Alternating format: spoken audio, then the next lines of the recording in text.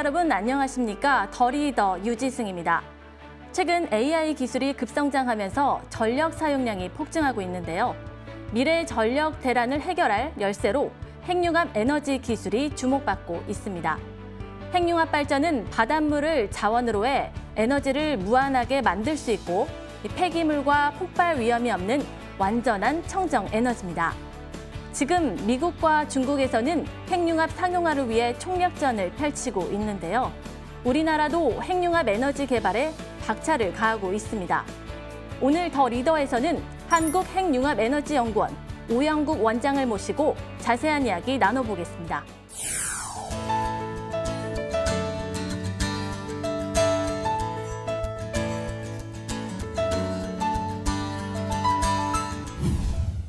네, 바쁘신 가운데 출연해 주셔서 고맙습니다. 이 한국핵융합에너지연구원이 어떤 일을 하는 곳인지 소개 먼저 부탁드리겠습니다.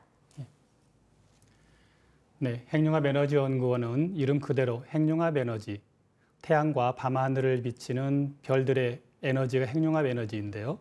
그 에너지를 우리 인류가 사용할 수 있도록 상용화하는 데 가장 중요한 기술 개발을 책임지고 있는 연구기관이 저희 핵융합에너지연구원입니다. 인류를 위한 미래 에너지로 핵융합 에너지가 각광받는 이유가 무엇일까요? 예, 인류의 역사는 에너지 개발과 맥을 같이 해오고 있습니다. 과거 화석연료가 개발되면서 많은 산업혁명이 이루어졌고, 그렇지만 화석연료로 생길 수 있는 이 문제로 인해서 최근에는 신재생 에너지와 원자력이 그 뒤를 이어가고 있습니다. 하지만 신재생의 가능성과 원자력의 안전성 부분이 여전히 한계가 있기 때문에 인류는 그 다음 에너지로서 완전한 에너지, 핵융합을 주목하고 있습니다. 핵융합은 자원이 아니라 기술에 의존하는 새로운 에너지 개념입니다. 네, 1996년 사업단으로 출범한 이후 지금까지 핵융합에너지연구원이 이뤄낸 성과들이 많을 텐데요. 소개해 주시죠. 저희 기관이 1996년 K-스타라는 사업을 처음 시작하면서 그동안에 전 세계가 이끌어왔던 핵융합 패러다임을 초전도라는 개념으로 바꾸어왔고요.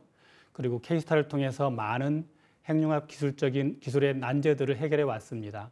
그뿐 아니라 K-스타를 통해 경험한 저희 국내 기술이 전 세계가 함께 짓는 이터라는 프로젝트에 당당하게 7개 회원국 중의 하나로 참여함으로써 한국 산업들이 핵융합의 건설에 있어서 중요한 역할을 해왔습니다.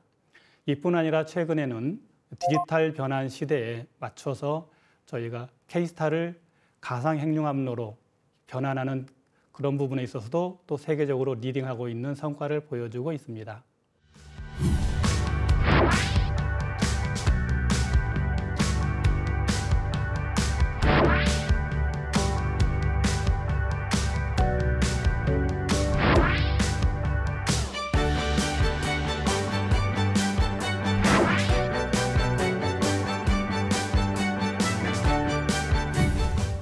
이번에는 연구원이 진행 중인 주요 사업에 대해 좀 더 구체적으로 알아보겠습니다. 연구원의 가장 핵심 사업은 K-스타가 아닐까 싶은데요.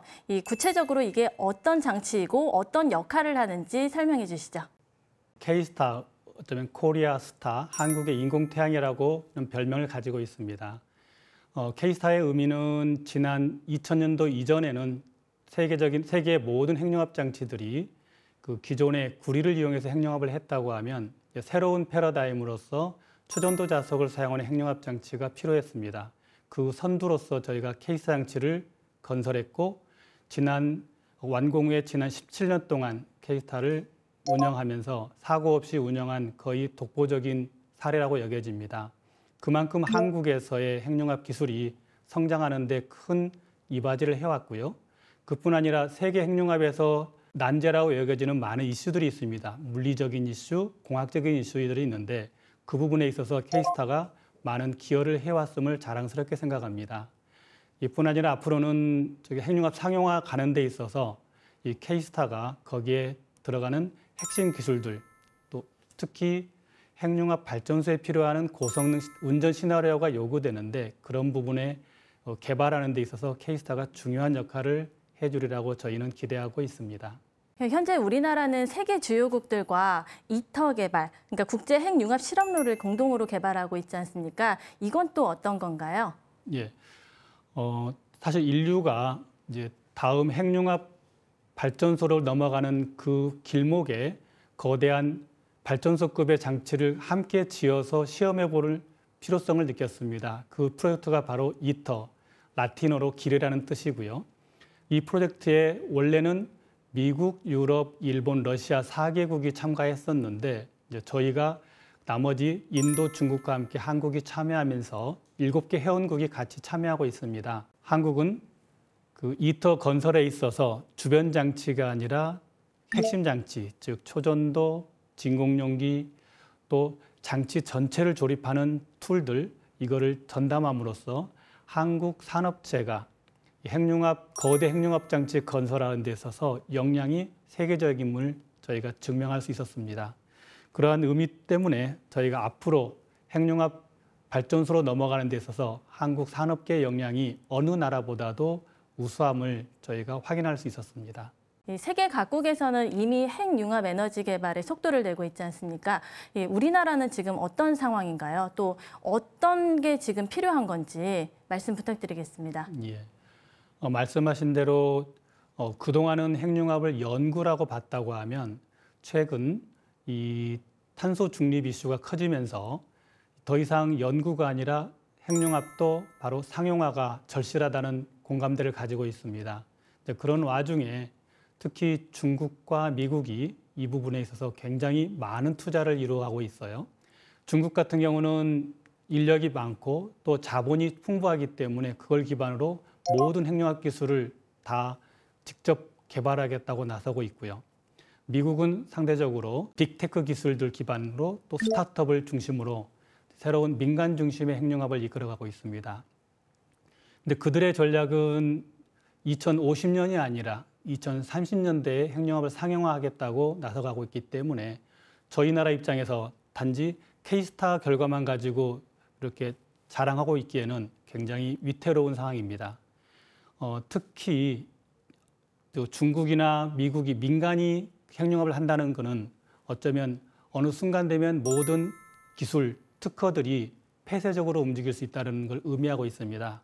그렇기 때문에 저희가 늦기 전에 저희 나름대로 한국 고유의 핵융합 장치를 개발하고 실제 핵융합 발전소를 지어보지 않으면 기껏 K스타를 통해서 얻은 핵융합 기술이 다른 나라의 기술이 성장하는 데 이바지만 하고 정작 우리는 아무것도 가지지 못하는 위험성에 빠질 수 있다고 여겨집니다.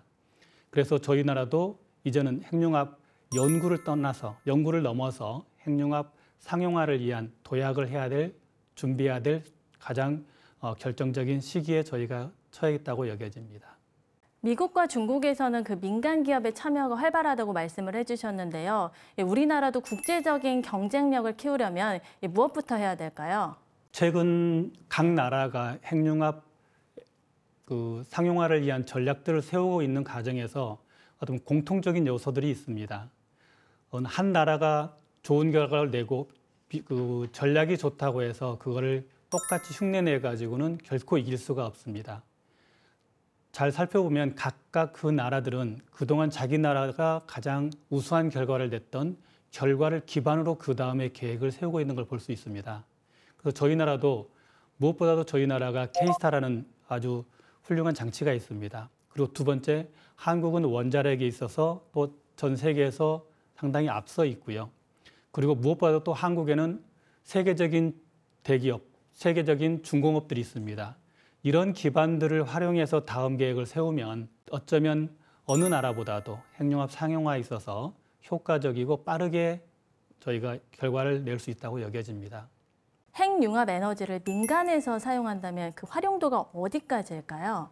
네, 사실 핵융합 에너지가 아직은 상용화가 못 됐기 때문에 여러 가지 생각을 하기 힘들지만 처음 상용화되고 난다면 핵융합 에너지의 응용은 굉장히 다양합니다. 첫째는 당연히 전기를 생산하는 데 발전소로서 역할을 하고요. 두 번째는 핵융합 에너지의 특성이 안정되고 친환경적이기 때문에 앞으로 시대가 AI 시대 되면서 수많은 데이터 센터들이 도심 근처에 설립되게 되는데 이러한 데이터 센터의 에너지원으로서 가장 효과적인 도시 근교 에너지로 가능하고요. 뿐만 아니라 또 핵융합 에너지 특성상 수소 생산이 유리합니다. 그래서 단지 전기 외에도 여러 가지 우리가 운송에 들어가는 에너지를 원으로 쓸 수 있고요. 그리고 그뿐 아니라 우리가 영화에서도 많이 봤지만 뭐 아이언맨도 보고 여러 가지 봤지만 추진체 또 그다음에 그 별과 별 사이에 이동하는 장거리 운송기관에 들어가는 그 연료로서도 충분히 활용도가 높기 때문에 그만큼 다양한 응용이 가능하다고 여겨집니다. 그렇다면 K스타에서 얻은 데이터에 AI를 접목해서 이 디지털 트윈 기술 개발에 성공하면서 이 시뮬레이션 고도화를 추진 중이라고 들었습니다. 이게 어떤 기술인가요? 예, 사실 그동안 핵융합이 개발이 늦었던 이유는 핵융합에 사용하는 플라즈마가 굉장히 복잡하고 민감합니다. 그래서 여러 가지 환경에 민감하기 때문에 핵융합 발전에 필요한 시나리오를 개발하는데 수없이 많은 시행착오를 겪었어야 되고요. 그렇지만 요즘 나오고 있는 AI 기술은 이런 부분들, 즉 인간이 할 수 없는 다양한 조건들을 동시적으로 발견할 수 있고 해결할 수 있습니다. 그래서 그걸 하기 위해서 최근에 저희 핵융합연구소에서는 K스타를 디지털화, 가상 핵융합로를 저희가 디자인을 만들었고 거기에 이 플라즈마를 슈퍼컴퓨터를 이용해서 시뮬레이션을 2개를 접목을 시켰습니다. 이런 방법으로 했을 때 앞으로 여기에 AI까지 접목을 한다고 하면 저희는 K스타를 통해서 향후 핵융합로가 요구되는 시나리오를 짧은 기간 안에 개발할 수 있고 또한 이게 완성된다고 하면 결국은 장치 전체적인 자율운전 시스템이 개발할 수 있는 충분한 가능성이 있다고 여겨집니다. 그래서 그러한 과정에서 저희가 이번에 핵융합 AI와 핵융합을 합하는 그런 부분에 대한 연구를 추진하고 있고요. 다른 나라들도 여전히 최근에 AI to 퓨전, 퓨전 for AI 그런 전략으로 많이 방향을 추진하고 있는 상황입니다. 핵융합 에너지 기술, 개발하려면 엄청난 기술들의 집약이 필요할 텐데요. 인력이 가장 또 핵심인 것 같습니다. 인력 부족 문제 해결하기 위해서 어떤 대안을 좀 마련 중이신가요? 예, 사실 핵융합을 한다면 다들 기술을 첫 번째 이야기하고 또 방금 말씀드린 것처럼 AI를 말합니다. 하지만 더 중요한 것은 전문 인력입니다. 그만큼 이 장치 기술과 AI를 활용해서 우리가 목표로 하는 최종 결과를 내려면 우수한 연구 인력이 중요한데요. 다른 나라에 비해서 저희 나라가 그 분야에서 연구 인력이 많이 부족하다는 것은 가장 큰 저희의 단점입니다. 이걸 극복하기 위해서는 그렇다고 해서 무조건 사람을 채워달라고 기다릴 수는 없고요. 일단은 첫 번째 젊은 연구원들의 참여를 저희가 계속 열어놓고 두 번째는 그 인력들이 세계적인 리더로 커지는 게 가장 중요하기 때문에 저희는 K스타 장치와 또 저희가 같이 참여하고 있는 이터라는 프로젝트에서 그 인력들을 훈련시킬 계획입니다. 그래서 젊은 인력들이 세계적인 리더로 성장을 하고요. 많은 부분들은 AI라든지 이런 기술력 산업계에서 지원을 할 거라 여겨지고요. 더불어서 또한 민간이 참여할 수 있도록 저희는 K스타 장치의 운전을 민간들이 참여할 수 있도록 저희는 이제 개방을 하려고 생각합니다. 그리고 그 외에도 지금 저희가 1996년도에 K스타를 시작한 이후로 벌써 30년 지나다 보니까 많은 인력들이 벌써 시작했던 인력들이 정년 은퇴를 다가오고 있습니다. 그래서 그 인력들이 계속적으로 참여할 수 있게 그러면 정년 이후에도 정년 후 재고용이라든지 또 정년 환원 또 우수연구원제도를 통해서 끊임없이 핵융합에 기여할 수 있는 장을 열어드리고 하고요. 그 외에도 저희가 이제 협력 차원에서 대학교 그리고 해외 기관들로부터 우수한 연구 인력을 흡수해서 같이 참여하는 방법으로 이 핵융합 프로그램을 끌고 가고자 합니다. 이건 저희 기관의 역할이라고 한다면 사실 핵융합을 상용하는 데서는 저희 핵융합 연구원만으로서는 불가능합니다. 그래서 오히려 한국에 있는 산업계들이 스스로 핵융합 전문 인력들을 키우고 함께 일함을 통해서 그 기업 하나하나가 핵융합 전문 기관이 될 수 있게 한다고 하면 그러면 빠른 시간 안에 저희가 핵융합 상용화를 위한 인력 확보가 가능하지 않을까 생각을 합니다.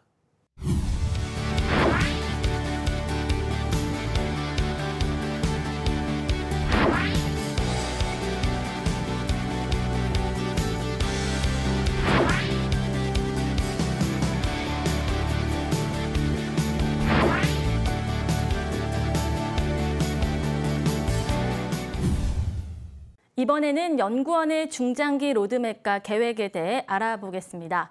한국은 지금 핵융합 에너지 상용화를 위한 중요한 전환점에 있습니다. 연구원이 완성해갈 중장기 계획, 어떻게 계획이 되고 있을까요? 사실 핵융합은 그동안은 장기 프로젝트였고요. 예전 같은 경우는 저희가 K스타를 통해서 연구 개발하고 이터에 참여해서 이터에서 운전 결과가 나오면 그 결과를 기반으로 다시 저희가 핵융합 실증로, K데모라고 했던 실증로를 건설함을 통해서 핵융합 상용화하겠다. 이게 기본적인 로드맵이었고요. 그 맥락으로 한다면 기본적으로 2050년을 넘어갑니다. 하지만 아시겠지만 최근 탄소 중립 이슈가 뜨면서 2050년 이전에 핵융합 상용화를 필요로 하는 이슈가 커졌고요. 그렇다고 하면 그 방법을 해결하기 위한 방법은 좀 새롭고 달라져야 된다. 그래서 첫 번째는 저희가 그동안 개발했던 K스타 경험과 이터 경험, 그리고 이터에 참여했던 산업체들이 같이 협력해서 새로운 좀 더 빨리 핵융합 상용화할 수 있는 장치를 설계를 하고요.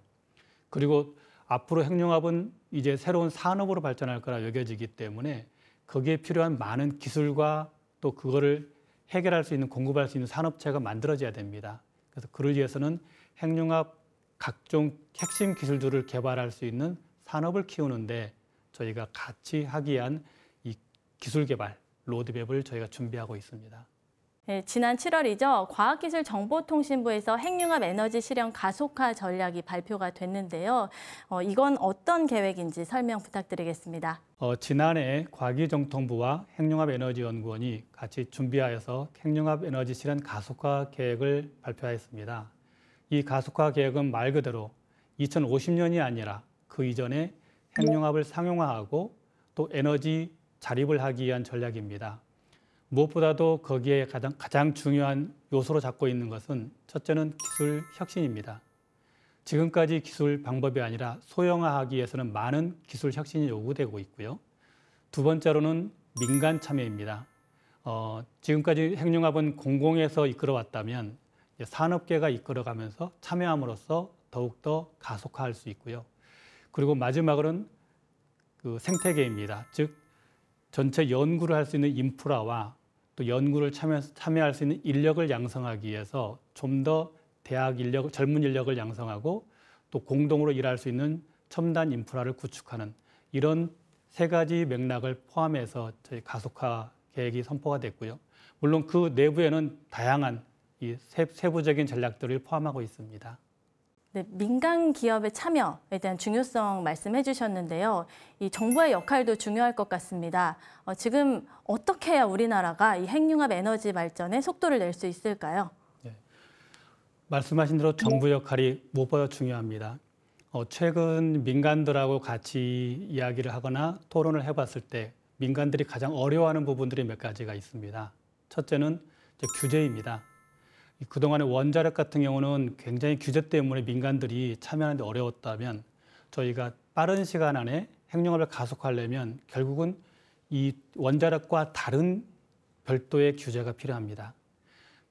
지금 프랑스에서 건설하고 있는 이터 같은 경우는 철저하게 프랑스 원자력 규제를 하다 보니까 건설 기간이 굉장히 오래 걸리고 있는 것도 저희가 확인했고요. 그래서 첫째는 규제 문제, 두 번째는 또 민간이 이건 처음부터 핵융합 장치를 통해서 그 이윤을 남기기보다는 초기에는 투자를 해야 되는데 그렇다 보면 그 투자에 대해서 어느 정도의 민간이 혜택을 볼 수 있는 그런 제도적인 진흥 계획이 좀 수정돼야 할 필요가 있고요. 그리고 무엇보다도 이 핵융합 그 에너지 상용화를 위해서는 이 많은 자본이 요구됩니다. 그 자본이 흘러갈 수 있게 하려면 공공과 더불어서 민간이 투자할 때 그 투자가 잘 엮일 수 있는 환경 그런 부분들을 정부가 충분히 제도적으로 서포팅했으면 좋겠다는 말씀드리고요. 마지막으로 저희 기관 입장에서는 인력이 늘 부족합니다.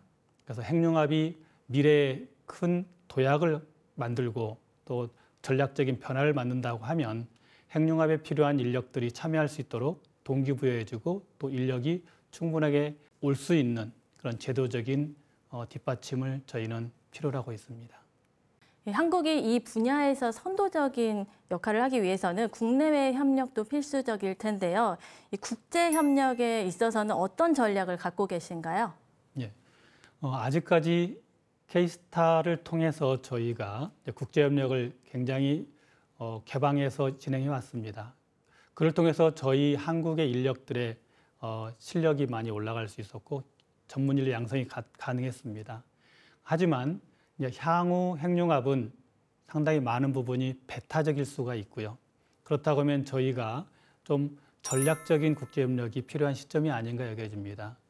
전략적이라면 저희가 가지고 있는 것을 세일즈하고 또 저희가 부족한 것을 적극적으로 다른 해외 기관으로부터 유입하는 그런 전략인데요.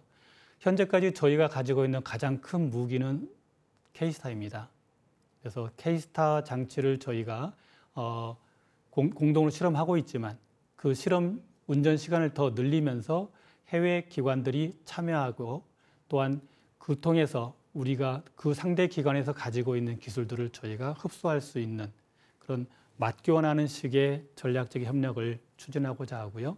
다음으로는 최근 이제 미국과 중국의 좀 경쟁 관계 때문에 그동안은 미국이 중국과 협력을 아주 잘해왔습니다. 그렇지만 지금의 그 갈등 구조가 있기 때문에 저희로서는 오히려 미국에서 굉장히 발전하고 있는 AI라든지 또 그쪽의 기술들을 저희가 효과적으로 또 인력들을 효과적으로 저희에게 유입할 수 있는 절호의 기회라고 여겨집니다. 그래서 저희는 K-스타를 통해서 일단은 미국, 일본, 유럽, 물론 중국하고도 저희는 협력을 잘합니다. 그래서 전 세계적으로 각 국가의 협력을 통해서 저희 스스로 할 수 없는 많은 부분들은 저희가 그 협력을 통해 채우면 앞으로 핵융합 가속화를 이루는 데 있어서 굉장히 효과적인 전략으로 저희는 가능하다고 여겨집니다. 해외에서는 민간 주도로 핵융합 에너지 개발이 활발한데요. 지금 한국에서도 민간 기업의 참여 어느 정도 수준인지, 참여가 많지 않다면 이 역할을 확대를 하기 위해서 어떤 부분이 필요한 걸까요? 말씀하신 대로 특히 미국은 이제 스타트업이 굉장히 많이 있습니다. 40여 개가 있고 핵융합 스타트업이고 또 독일에도 4개, 일본에도 있고 또 중국에도 최근에 이제 기업들이 많이 핵융합 기업들이 만들어져 가고 있는 상황입니다. 안타깝게도 한국에서는 아직까지는 이제 핵융합 전문 기업이 그 이네이블 퓨전 하나 업체가 있고요. 하지만 저희는 생각합니다. 이 앞으로 핵융합 로드맵이 만들어지고 국가가 핵융합에 대해서 이 긍정적인 전략을 서포팅이 된다면 많은 기업들이 관심을 가지고 있기 때문에 핵융합 기업들이 충분히 성장할 수 있는 토대는 가능하다. 또 최근 이제 한국에 있는 대기업들도 핵융합 쪽에 많은 관심을 가지고 있기 때문에 아마 시점이 중요하겠지만 어느 순간 되면 저희가 핵융합 있어서도 민간이 주도하는 충분한 핵융합 선도국가가 될 수 있다고 여겨집니다. 네, 마지막으로 핵융합 에너지 연구원의 수장으로서 이 다짐 한마디 부탁드리겠습니다.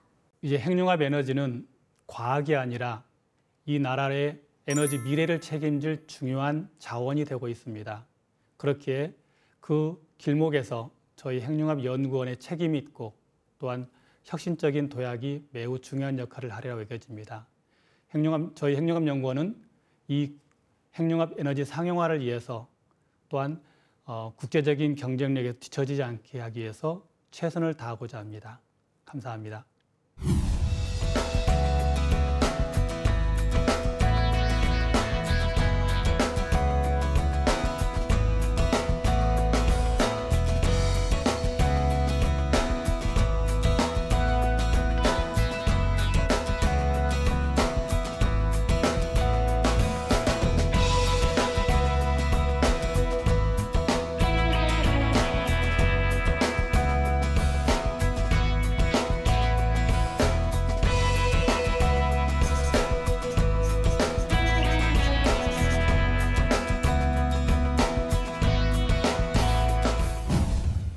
미래 녹색 에너지원으로 세계가 주목하고 있는 핵융합 에너지 개발을 선도하는 한국핵융합에너지연구원에 대해 알아봤습니다.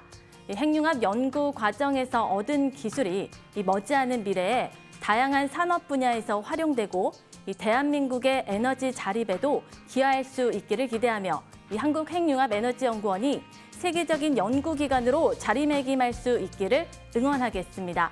오늘 출연해 주신 오영국 원장님 고맙습니다.